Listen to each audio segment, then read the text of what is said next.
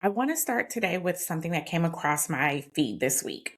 The Root, a Black owned media outlet, published a piece titled America's New Black Wall Streets 10 Cities Where Black Wealth is Booming. They did this on the 105th anniversary of the Tulsa Massacre, so I'm just going to pin that right where it is. Atlanta was on the list, Charlotte, Houston, Washington, D.C., Nashville, and then places like Provo, Utah, and Cheyenne, Wyoming.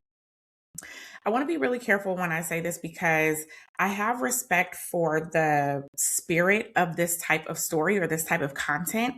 We do need stories of Black excellence and we need places to point to say, look what we're building, right? So I do believe that the spirit of this matters. But here's also what I think that you should know. I think you should know that Atlanta, the first city on the list, the crown jewel of Black economic power in America, has a median white household wealth of $238,000 and a median Black household wealth of $5,180. That is a 46-to-1 ratio, and the article does not tell you that. The article tells you that Atlanta has a strong Black middle class, Black political leadership, and high Black homeownership rankings. And all of that is true, and none of that closes a 46-to-1 wealth gap.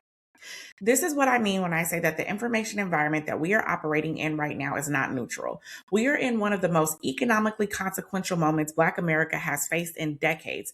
Tariffs are hitting our households harder. The CFPB, the agency that's designed to protect consumers from predatory lending, has been gutted. Protections built specifically to counter racial discrimination in lending have been erased, and the K-shaped economy is accelerating, and we are not on the ascending side of that K. And in the middle of all of that, there's a Black owned, Black targeted media platform that publishes content that tells us that Black wealth is booming. I am here to ask harder questions. What does it mean when the content that is designed for us and made by us adds to the noise at the exact moment when we need clarity? Because that article is not describing Black Wall Street. Black Wall Street was not a city with a visible professional class and a busy airport. Black Wall Street was a self-contained economic ecosystem. It was Black dollars circulating internally, Black institutions owning infrastructure, and collective wealth that was compounding before it was burned to the ground. What that article is describing is individual Black economic mobility in cities where structural Black wealth gaps remain catastrophic. And that distinction between individual mobility and collective wealth building is exactly what I want to talk about today. Because we have been organizing around a set of frameworks and a set of narratives and a set of strategies and data that the data says is not closing the gaps. They are keeping us busy while the gaps continue to grow wider. So today I'm going to walk you through 6 myths about Black wealth. Myths that circulate in our communities, in our boardrooms, in our motivational content, and oftentimes in our policy conversations. I'm not here to shame anyone who has believed in them. I too have moved through many of these. I am here because we just don't have time to keep operating on these false assumptions. So, y'all, let's get into it. I want you to stick with me. I want you to take some notes because we are going to have to carry this message forward. But before I get started, I'm Jice Johnson. I'm a business strategist and an economic developer. And on this channel, I talk about business, leadership, and global politics. So if you like this content, like, subscribe, and share, and help me reach others that need to hear this information. All right. So y'all ready to get into it? Myth number 1, Black buying power. Okay, the Black buying power myth. This is the one that I most recently heard that just burned me up because it's coming from some of our professionals that I think should know better. We have power, right? This is the myth. We have power, we just need to use it. We have heard this has gone from we have $1 trillion, then it was $1.6 trillion. Now I think it's like $2.3 trillion, right? Black American buying power. This is the implicit argument that if we could just channel our buying power correctly, we could build our way out of the wealth gap. And I want to be clear about what this framing gets wrong. First, buying power is not wealth. The original architects of this data said that. Buying power is spending capacity, and spending capacity includes your rent or mortgage, your car payment, your student loans, your utilities, your groceries. It's all the non-discretionary expenses that you cannot redirect no matter how much community consciousness it is that you develop. When you strip out all of those obligations, the actual amount of redirectable dollars that the Black community has is a fraction of that headline number. The Federal Reserve's data is really clear on this. The median Black family holds about $24,000 in wealth. The median white family holds about $188,000 of wealth. That is not a spending problem. That is a wealth accumulation problem, and those two problems require two completely different solutions. Consumer power is not and was not ever going to be the mechanism for closing a structural wealth gap. Spending differently is only going to redistribute dollars. It does not create new wealth, and it does not dismantle the systems that suppress that wealth accumulation in the first place. The buying power framing also carries a very subtle but a very dangerous implication that our economic situation is a result of what we choose to spend our money on, and it turns a structural problem into a behavioral problem. And that is not an accident. There is a framing. That framing has an industry that is behind it. So the second myth that I want to cover, because I want to be clear, this is a little bit of a long video, so just stick with me. The second myth that I want to cover is the small business ownership myth. That small business ownership will close the wealth gap. Myth number 2, starting a business, right? Starting a business will build generational wealth. Now, as a business strategist and one that has supported Black entrepreneurship for over a decade, this one is really complicated to me because entrepreneurship is genuinely important. And as I just said, I've dedicated over a decade of my professional life to supporting Black business owners. So I do want to be precise in what I'm saying. It's not that Black business ownership does not matter. What I'm saying is that it's not the mechanism that the myth claims that it is. So let's talk about the data. Between 1992 and 2012, Black Americans created over 2 million new businesses in that time span. 2 million. And over that same period, the national Black business revenue share went down. There were more businesses, but we had less of a market share. So I want to be clear that this is a structural problem. This is not a motivational problem. So let me explain what's happening. Capital denial forces Black entrepreneurs into low barrier, low revenue sectors. This is like personal services, food, retail. This is not because this is where our creativity lives. This is because these are the sectors that you can enter into without significant startup capital. When that capital access is systemically restricted, then the sectors that we are in, that like sector concentration, it also follows. So a lot of times what we now believe to be kind of a cultural issue around the types of businesses that we start is really a structural problem. We could also get into the laws during Reconstruction, but I'll pin that for another history lesson. When the consumer base is also constricted, that only compounds the problem, right? So if the businesses that we serve also, that's not what I'm saying, y'all. If the community that our businesses serve also have their wealth suppressed, then our customers are navigating the same structural constraints that our businesses are. We're trying to circulate wealth in a compressed ecosystem.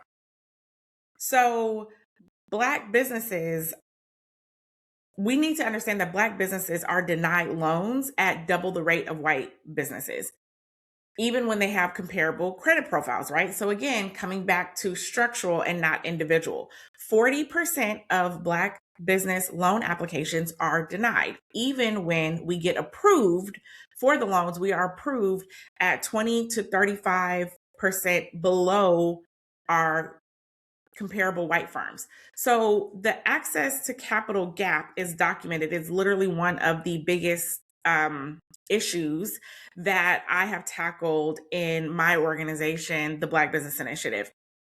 But that gap is documented, it's persistent, it's structural, and even when there has been a commitment to increasing access to capital for Black communities, what we have seen is a lot of talk. We have not seen structural changes in the mechanisms that they use to lend dollars, right? So this is not like a business problem plan. It's not a capacity issue. It is a structural racism issue. That being said, entrepreneurship done well is a pathway to wealth, but entrepreneurship under capital constraints or capital denial or market confinement and systemic underinvestment really is, it organizes us under an immense amount of stress. And then what we do is we are calling that a wealth gap solution instead of addressing the conditions that is setting people up for failure or setting people up for constraint. So hopefully that makes sense because I fumbled my way through that. But at the end of the day, Black business ownership is incredibly important to community building, to parallel systems. But with the constraints that we're operating under, it is a structural problem and will not close the wealth gap. So that's what I'm saying. All right. Myth number 3, financial literacy is a way to close the wealth gap. This is the myth that if we just understood money better, we'd close the gap. And so again, I always say this, I'm not a throw the baby out with the bathwater type of person, right? Financial literacy is real. Financial literacy matters. And I feel like that's clear before I continue because I don't want my critique to be misread. I don't want my critique to be misread as a rejection of financial education because it is not.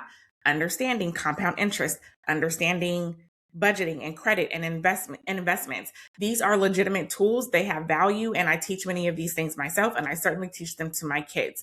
But the research actually tells us that financial literacy is not a wealth gap solution.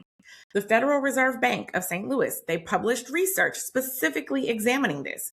Their findings said that the racial wealth gap has very little to do with individual financial behavior. It is structurally created through redlining, through systemic exclusion, from wealth building programs like the GI Bill, through discriminatory lending, through the destruction of Black economic enclaves like the one that we just talked about in Tulsa. You cannot individually behavior your way out of a structurally created gap. I want to take a moment here because I talk about this statistic, which is that 70% of wealth is lost by the second generation, 90% is lost by the third generation. This, when I was working on developing and building the Black Business Initiative, this was the statistic that kept me up at night because I have 3 little ones, right? And I want to be clear that I understand that I'm making like a relatively facetious argument, but I hope that you can understand the comparison. I have 3 kids. I have 3 kids. 70% of wealth is lost by the second generation. Structurally, right? Because again, this is not an individual behavior. This is not a knowledge gap. So even if I teach my 3 kids all about money, all about financial literacy, even if I help them start a business, right? Because of the structural gaps that exist, 70%, that equates to roughly 2 out of my 3 kids will lose the wealth that I build because of the systems in place. Not because they don't know better, not because they don't understand business, not because they don't understand money. Okay? This is really important for us to understand. There's also a study, and I find this one clarifying, right, that tested financial literacy knowledge across income groups. So low income students demonstrated the same level of financial knowledge as high income peers, the same. And the gap is not the knowledge. The gap is the resources and the access and the structural conditions. This is why even when we have these conversations about this is what the rich teach their kids, and we act like there's all these different, there's all these different tools or secrets or hacks that they're teaching their kids. They're not. They're not. They're not. Why does the financial literacy narrative persist? Because there is an industry behind it. There's books, there's speaking circuits, there's courses, there's corporate programming. Every time we frame the wealth gap as a knowledge problem, we create a market for knowledge products. And then we shift accountability away from the policy and away from the systems and away from the institutions and away from the the individuals. That shift is not an accident. That shift is very profitable. Very profitable. Again, I'm mentioning that I have been a part of walking through some of these things myself.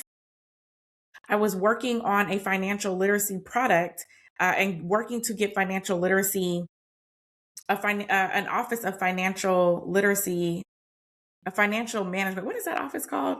It slipped my mind. But I was working on a legislative project in Colorado to get the Office of Financial, I think it's called Office of Financial Management, which had this lengthy, which is going to be funded to do financial literacy. And even as I was listening to the financial literacy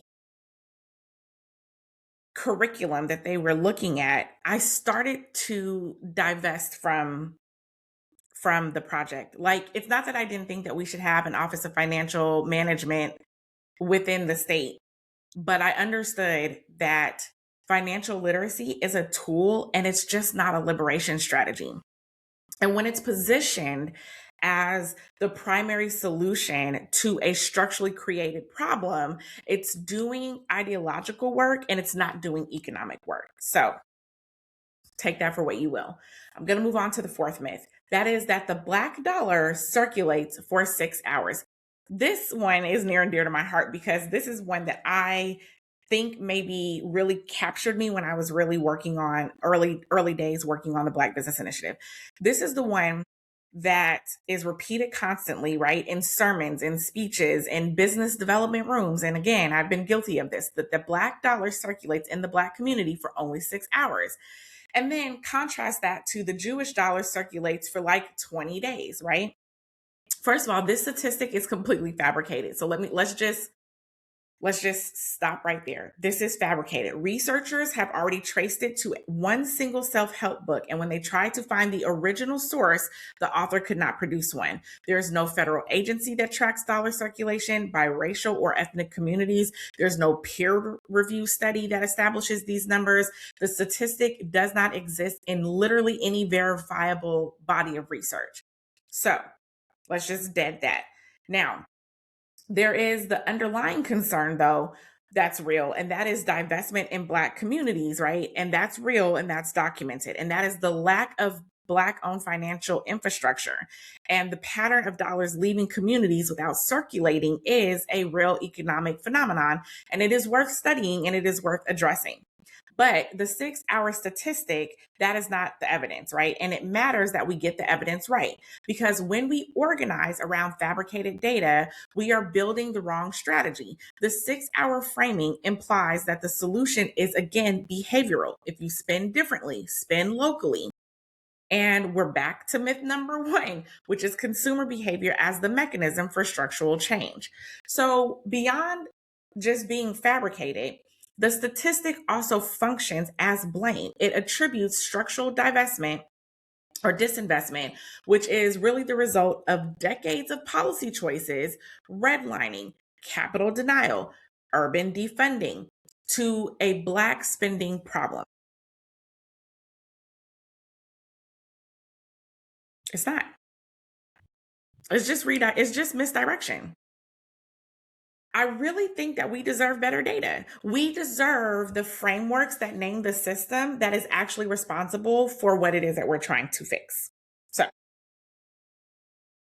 the fifth myth: home ownership is a wealth equalizer. Own a home, build some wealth, right? That's the American dream. Okay, so again, and I think it's important to acknowledge that there is some truth, right, in every one of these myths. And that's why we have to pull apart what's real, what's not. Because again, if we're not operating with real data, we aren't creating the solutions that matter. Okay. So, home ownership, that is real wealth. We should be clear about that. For most American families across all racial groups, Home equity is one of the single largest components of household wealth. So, owning a home, it does matter.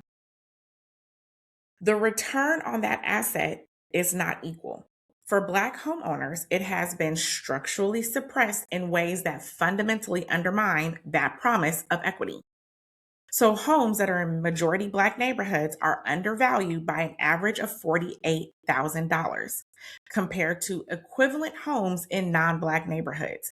That is not a small discrepancy. Across the country, that translates into roughly $156 billion in cumulative wealth that is lost for Black homeowners. $156 billion gone. Not through bad decisions, not through bad decisions, not through market forces of any neutral sense, right? Through appraisal bias, through neighborhood devaluation, through the compounding legacy of redlining that made certain zip codes undesirable by design.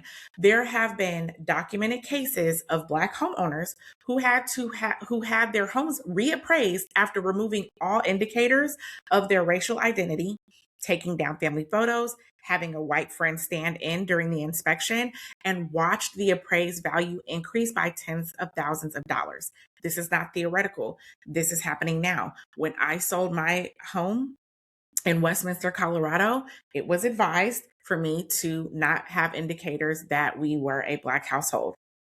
The policy conversation has focused on diversifying appraiser pipelines. I have also focused on, I'm going to keep throwing myself under the bus because I think it's important. I think accountability is important, right? I've said this over and over. I have done this work for a decade. I think it's important that I acknowledge where my thought process has had to evolve as I continue to look at how we're not getting to the solutions, right? And this is not like a blame game. It is saying that these talking heads that get out here and recycle these statistics and these data points without doing the real work, right? And it's one thing to start off because you read something like, I'll use the 6-hour one, right? I read that somewhere. So then I used it. But if I'm serious about this work, if I'm saying that this is the body of work that I'm committed to, and I'm telling you I'm an expert, and I don't go back and I don't critique and I don't try to understand why we're not seeing growth, and I continue to do what's easy, do what makes me individually wealthy, or do what is sensationalized across these, internets, right? And do the things that only bring more viewership and only cause rage bait and only do those things, then I become a cog in the system and not someone who's here to dismantle it. And so I acknowledge where I've had to make the shifts because it matters. It matters in the evolution, and it matters how we hold people who claim to be experts to account for what we are doing inside of our communities. So, off my soapbox, back to this myth. The policy conversation has focused on diversifying the appraiser pipeline. And like I said, I too have gone down that road. It sounds like a really good idea, right? Representation and appraisals matter. But what we have found is that it's insufficient on its own because the bias is not only in the individual appraiser, it is embedded in the methodology around the appraisals. So comparable sales in historically undervalued neighborhoods produce undervalued appraisals. The methodology compounds the historical harm unless the methodology itself is reformed. So the assets without equitable return is not the promise that was sold to us, right? And for generations, Black families who were told home ownership is the path to wealth, and then watch that path produce a fraction of what it produced for their white families in comparable situations. It's not a personal failure. That is systemic theft that is being administered through essentially a spreadsheet and a methodology. So, on to my last myth. Are y'all finding this helpful? If you're finding it helpful, make sure that you like and subscribe and also share this information out because it's our responsibility to get it out there. All right. My last myth. DEI and corporate diversity, right? Oh my goodness. First of all, I hate DEI. And I don't even understand why we continue to use these talking points. And I always um, like to acknowledge that it really doesn't matter what we do. It wouldn't matter what language we use, they would demonize it. But when they get to talking about wokeness, right? And then they keep using the term equity, I'm like, why don't we just change the term to fair? Like when they're I don't know if y'all watch these congressional hearings, but they're like, you don't believe in equity? Like, stop using the word equity. You don't think that things should be fair? Is that what you're saying? You don't think they should be fair? Because now, and here's, I'm going to go off and then I'm going to come back, y'all, I promise. But like, we know that Americans have low comprehension skills. I mean, it just is what it is, right? We have low reading comprehension skills, we have low understanding. So, what you have is a whole group of people that have now demonized a word. And if we started using the word fairness, they demonize that as well. But we can like do a switcheroo on them because they can say that they disagree with equity. They're not going to say they disagree with fairness, at least not at first, right? And then we have to pull another switcheroo. Like the synonyms are long, y'all. We got a lot of extra words. But anyway, wealth myth number 6, right? Representation is progress. That is what DEI was, right? DEI is opportunity to get representation. So getting Black people into the room is a win. Okay. Individual Black professionals advancing inside corporations. Cool. I love that for them. To those individuals, that matters for them in their household. And I don't want to dismiss the significance of career advancement, income growth, or professional achievement. Okay. Not doing that. But individual elevation inside of an extractive system does not change what the system extracts. A Black VP at a company that is engaged in predatory lending practices is still a company engaged in predatory lending practices. A Black executive at a corporation that lobbied against the Consumer Financial Protection Bureau and the fair lending rules is still a corporation that lobbied against those rules. The presence of Black faces in high positions does not transform the economic relationship between that institution and the Black community that it is extracting from. The research on DEI programs and community wealth outcomes is very consistent. Corporate diversity initiatives have not produced measurable gains in closing the racial wealth gap at the community level. Individual income gains for specific professionals, yes.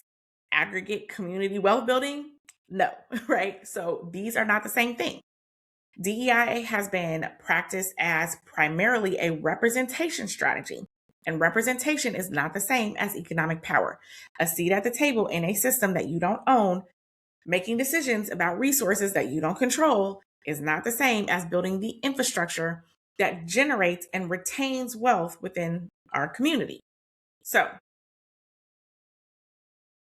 while DEI is still under attack and is being systemically dismantled across corporate America and the federal government, I just want to note that dismantling it reveals what it always was, right? It was something that could be given and taken away, something that required permission to exist.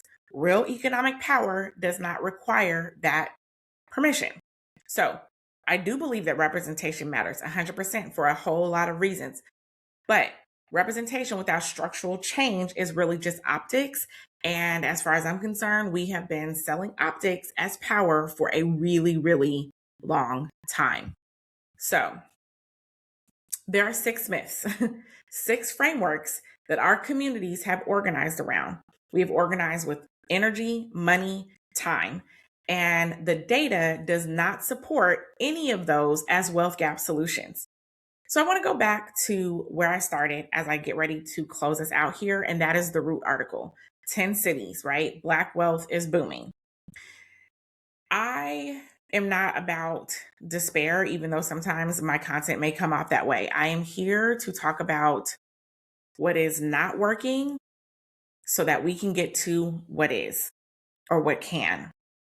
We cannot build on a foundation that we have not inspected. And every one of these myths, the buying power, the business ownership, the financial literacy, the circulating dollar, the home ownership, and the DEI myth, every single one of them takes a structural problem and it reframes it as a community behavior problem. Every one of them redirects our energy towards solutions that do not threaten the system that is producing the harm. And every one of them has an industry that profits from its continued circulation. We are not economically behind because we spend wrong, because we save wrong, because we lack the right knowledge. We are navigating a system that is designed to extract from us at every level. And it offers us narratives that keep us looking inward instead of at the architecture itself. The first act of building real power is naming what is true so that we can be precise. You cannot dismantle what you cannot see, and you cannot build what you cannot clearly define. So, if this video gave you something to think about, please share it. The people in your circle who are still organizing around these myths, they need to hear this. And if you want to go deeper into any of these topics, I will be breaking them down in more detail in my Substack newsletter. The link is in the description. I hope that you subscribe. I hope that you join the conversation, and I will see you next time.